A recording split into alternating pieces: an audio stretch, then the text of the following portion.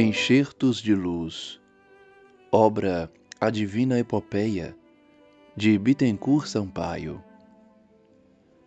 Nossa proposta é extrair os principais trechos da obra para apresentar a ideia principal do autor no momento em que a redigiu. Por isso, não serão feitos quaisquer comentários pessoais sobre as ideias expostas por Bittencourt Sampaio. Notas ao canto 8. Na verdade, o homem que entra em si mesmo, que sonda o seu coração e interroga a sua consciência, não lança a pedra a seu irmão, porque se reconhece pecador como ele e se abstém de fazer aos outros o que não quereria que se lhe fizesse. As palavras dirigidas pelo Cordeiro de Deus à mulher adúltera são para os homens um ensinamento e um exemplo de misericórdia e de perdão, que todos nós devemos uns aos outros, e uma advertência acerca dos esforços que devemos fazer para não cairmos nas faltas já cometidas. Jesus era, e efetivamente é, a luz que esclarece os homens. Sua doutrina, que não é sua, mas daquele que o enviou ao mundo, é um reflexo do resplendor eterno que nunca se apaga, porque o fulgor é próprio da natureza divina. Seguir a Jesus, isto é, praticar seus ensinamentos de todo o coração e de toda a alma, amar aos homens ainda mesmo aos seus inimigos, pagar o insulto, a calúnia e o martírio com o amor, a humildade e o perdão, fazer a vontade de Deus, amando-o acima de si próprio e enchendo de benefícios os homens, seus irmãos, beijando a mão que o martiriza e suplicando ao Pai todas as felicidades para os seus algozes, é ter sempre o lume da vida e não andar jamais em trevas. Vós julgais segundo a carne, dizia ao povo e aos fariseus. Não sabeis de onde venho, nem para onde vou. Quer dizer, segundo o Espírito, vós me atribuís uma natureza e uma origem tais como as vossas. Não conheceis minha natureza extra-humana, minha origem espiritual, nem, finalmente, a missão que vim desempenhar na terra. Dizia o Divino Mestre que na lei de Moisés estava escrito que o testemunho de dois homens é verdadeiro e que não só ele dava testemunho de si, como também o Pai que o tinha enviado ao mundo. Seu testemunho, porém, não era o de atos humanos, era o da sua natureza fora da humanidade e da sua origem espiritual. Jesus, homem aos olhos de todos, dava este testemunho, que seu espírito procedia de uma fonte mais pura que qualquer outro, e que o Senhor dava dele também testemunho por atos que a vontade do Espírito podia praticar. Se os homens lhe tivessem compreendido a origem, se tivessem sido capazes de penetrar na sua hierarquia espiritual, seguramente teriam compreendido a relação existente entre o soberano Criador e o Espírito em missão, enviado para chamar os homens desgarrados ao caminho da salvação, à via do progresso. Tal o sentido destas palavras suas: Eu sou a luz do mundo.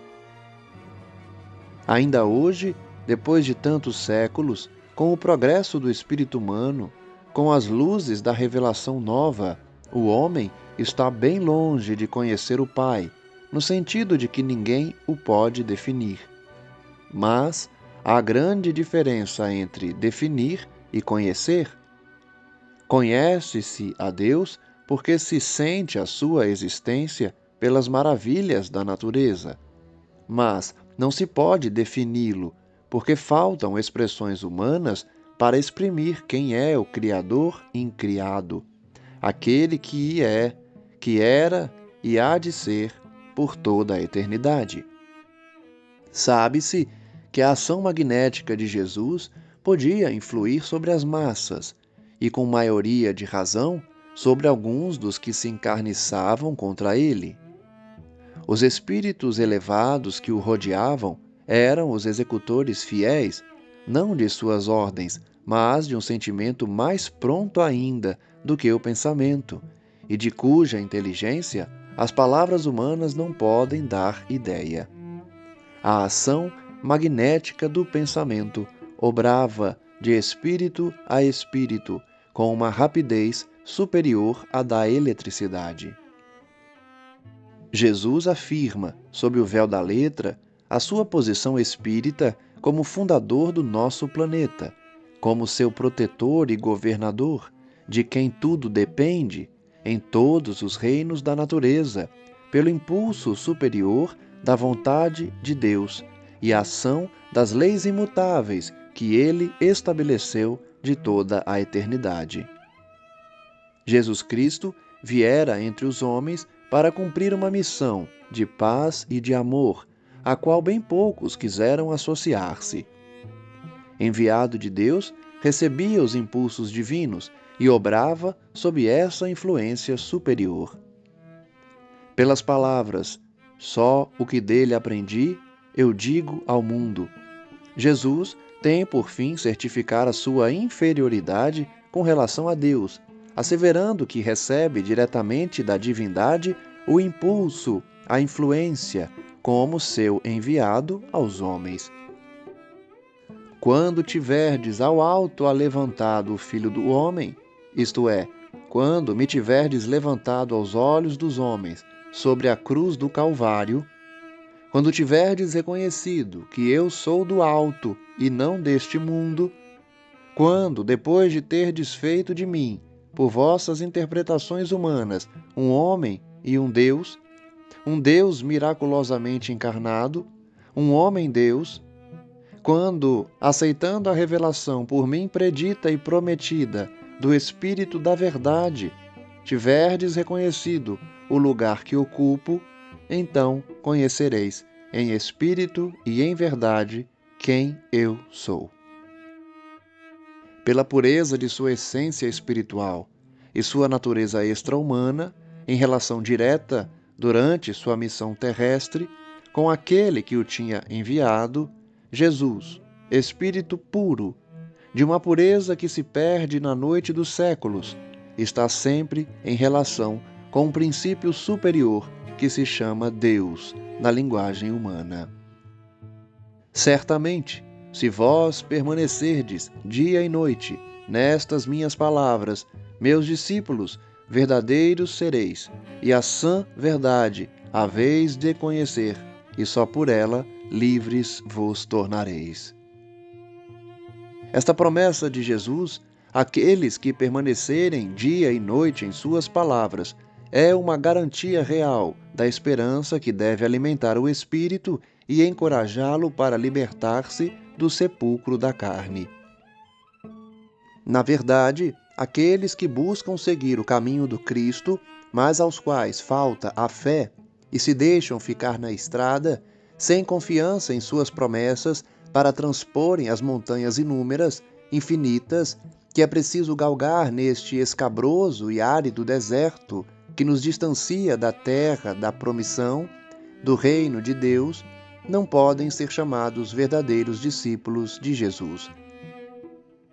Aqueles, porém, que o seguem tão de perto quanto possível, que permanecem dia e noite em suas palavras, quer dizer que aceitam e praticam seus ensinamentos, são seus verdadeiros discípulos e conhecerão a verdade. E só a verdade os tornará livres, isto é, os colocará em estado de não necessitarem de encarnações materiais neste e noutros mundos de expiação e reparação para o espírito pecaminoso. Esses conhecerão que é pelo trabalho, pela justiça, pelo amor e caridade que podem progredir e depurar-se, avançando progressivamente para o conhecimento das verdades eternas, e acharão no progresso e na depuração a liberdade. Quer dizer, o poder de obrar física e moralmente de maneira a se redimirem da escravidão do pecado.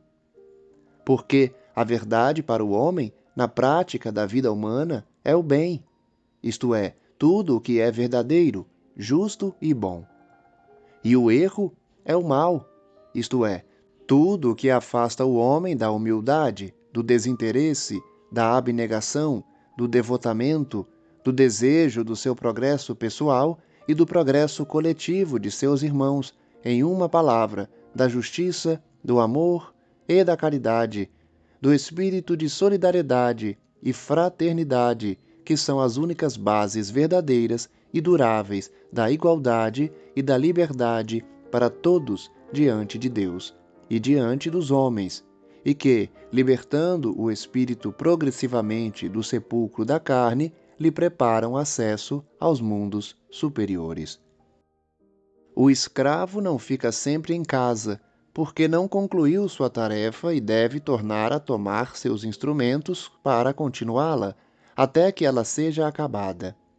É a reencarnação do espírito, muitas e muitas vezes, até que chegue a depuração pelo sofrimento e humildade, amor e justiça, e saiba compreender e praticar o bem, que é o verdadeiro, o justo, o bom. Do que vi em meu Pai, somente eu falo. Quer dizer, descendo das esferas elevadas, estando sempre em relação com o Senhor, prego a moral pura, única que pode conduzir os homens aos pés do Eterno e que é praticada nessas esferas pelos puros espíritos, os espíritos superiores, os bons espíritos. O demônio, como pai dos judeus, é a personificação puramente simbólica do mal, que, tendo origem no orgulho, na inveja, na presunção, na revolta, arrastou à queda o espírito, fazendo-o filho do pecado, quando, livre de escolher um ou outro caminho, ele se embrenha pelo mal, por sua própria vontade e por impulso próprio, devido à simpatia que experimentou por espíritos inferiores, entre os quais se coloca depois da queda. Os homens a quem se dirigia Jesus eram, assim, filhos do demônio, eram filhos do pecado, pois que eram filhos da revolta. Tinham falido e, encarnados, sofriam o castigo, consequência inevitável do desvio espiritual. Aos olhos dos judeus, e no pensamento do Divino Mestre, essas palavras referentes aos de quem ele dizia: vosso pai, o demônio, foi homicida desde o princípio, recordavam o acontecimento emblemático de Caim matando Abel, seu irmão. Dizemos acontecimento emblemático porque as figuras de Caim e Abel são, como as de Adão e Eva, simples ficções, a simbolizarem um princípio meramente espiritual. A posteridade de Caim representa, figuradamente, a série de espíritos culposos que faliram e sofrem a encarnação em mundos materiais de provação, expiação e reparação. Caim representa o espírito que errou desde a sua origem, tendo se afastado do caminho que lhe estava aberto. Foi homicida de si mesmo, porque se lançou à morte espiritual, condenando-se à encarnação. Foi homicida de seu irmão, porque por vontade e movimento próprios se internou no mau carreiro e estabeleceu com aquele relações similares. Se bem que essas relações nascessem da simpatia que seu irmão experimentou por ele e proviessem de sua própria natureza, se bem que o homicídio seja obra da vontade livre de seu irmão, contudo ele não foi menos homicida, votando-o por suas sugestões e influências à morte espiritual. No pensamento de Jesus, a verdade é o bem, é a pureza que o espírito guarda no caminho do progresso e que o eleva na hierarquia espírita, conduzindo-o à perfeição, e pela perfeição, a Deus, que é a verdade absoluta. A mentira é tudo que deriva do mal, falsidades, erros, falsas doutrinas, que se traduzem por palavras ou por atos. O sentido, portanto, das palavras de Jesus é, em espírito e em verdade, o seguinte: Vós, espíritos falidos, sois filhos do pecado, filhos da revolta. Quereis, cedendo às inspirações do mal, que vos fez falir, satisfazer aos vossos pensamentos, as vossas intenções culposas, derramando o sangue do justo. Se eles fossem mais elevados, e assim verdadeiramente filhos de Deus, teriam efetivamente amado a Jesus, porque haveria afinidade maior de fluidos e, por conseguinte, conexão e atração. Jesus era a pureza imaculada. Assim é que saíra de Deus e era seu enviado entre os homens. No entanto, a verdade vos digo, pregando-vos a moral pura, que só ela pode levar os homens aos pés do Eterno, mostrando-vos o caminho do progresso e da depuração que vos há de conduzir à perfeição, e vós não credes. Os homens a quem Jesus falava eram espíritos, como já dissemos, impuros e atrasados. Tomavam sempre ao pé da letra as palavras do Divino Mestre, incapazes, em sua impureza e ignorância orgulhosa, de compreendê-las em espírito e em verdade. Chamavam-lhe samaritano com o pensamento e o sentimento de ódio no mais alto grau, de desprezo e de injúria. Chamavam-lhe possesso, diziam que tinha o demônio consigo, acusando-o assim, a ele, Espírito puro e perfeito, enviado de Deus, seu órgão direto entre os homens, divino modelo, de estar submetido às piores influências, de ser finalmente órgão do erro e da mentira. Se alguém guardar minha palavra, quer dizer, praticar a moral pura que eu prego aos homens, sem se desviar dela, a morte jamais esse terá. Seu espírito não ficará estacionário, progredirá constantemente e avançará sempre, depurando-se mais e mais para a perfeição. Assim, viverá eternamente, sem parar na sua marcha ascendente ao infinito. O pensamento de Jesus é todo espiritual. Não se trata da vida do corpo, mas da vida do espírito. Jesus dá, como sempre, uma resposta encoberta, pela letra, e que a geração da época e as gerações que haviam de seguir-se não podiam compreender. Porque a resposta, segundo o Espírito, em espírito e em verdade, não seria dada senão pela revelação nova, em nossos dias, logo que os homens se tornassem capazes de a receber. Dizendo que conhecia a Deus, afirma sob o véu da letra que é espírito puro, porque conhecer a Deus é conhecer-lhe a essência, é aproximar-se do Todo-Poderoso, do foco de toda a vida, o que somente é dado aos espíritos puros. Dizendo que lhe guarda as palavras, afirma que se acha, ele que falava aos homens, em relação direta com o Pai, recebendo suas inspirações e sendo-lhe fiel às vontades no cumprimento de sua missão. Abraão, o vosso pai, ardentemente desejou o meu dia ver, e vendo-o, ficou cheio de gozo. Jesus faz alusão à sua missão terrestre, à sua aparição na terra, à alegria que causou ao espírito de Abraão a vinda do Messias, porque, se esta vinda era esperada pelos homens, foi vista com grande alegria por todos os espíritos que trabalhavam então, e trabalham ainda, sob a direção do nosso protetor e governador, no desenvolvimento e progresso do nosso planeta e de sua humanidade. Em verdade vos digo que eu sou, antes de Abraão, o vosso pai.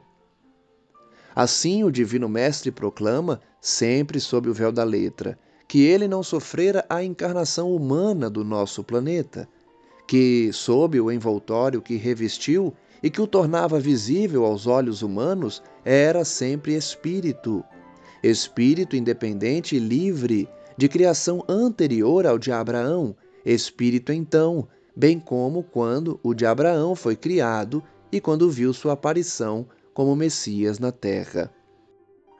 Eu sou antes de Abraão, quer dizer, minha natureza é extra-humana, minha existência entre vós é fora da humanidade.